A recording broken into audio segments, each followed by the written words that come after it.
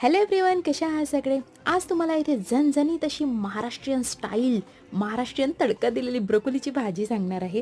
तर एक बटाटा घेतलेला आहे, तो अशा प्रकारे आपल्याला फ्राय करून घ्यायचा आहे. त्याच तेलामध्ये ब्रोकोली घेतलेली आहे, धुवून घेतलेली होती. नंतर ती सुद्धा अशा प्रकारे आपल्याला फ्राय करून घ्यायची आहे. बस ते काढायचं, तेल घ्यायचं, मोहरी टाकायची आहे. नंतर एक उभा कांदा चिरून घेतलेला होता तो टाकायचा आहे. याच्यामध्ये अद्रक, लसूण आणि नंतर थोडंसं जिरं आणि थोड्याशा 2 मिरच्या अशा मी ठेचा करून घेतलेला. नंतर हळद, तिखट तुमच्या आवडीनुसार टाका. मी इथे 2 चमचे टाकलेले आहे.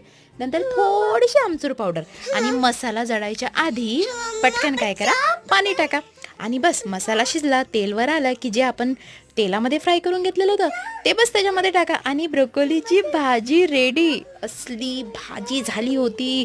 5 ते 6 मिनिट हे फक्त झाकणवर करा, पाणी टाकू नका, अशीच शिजवा.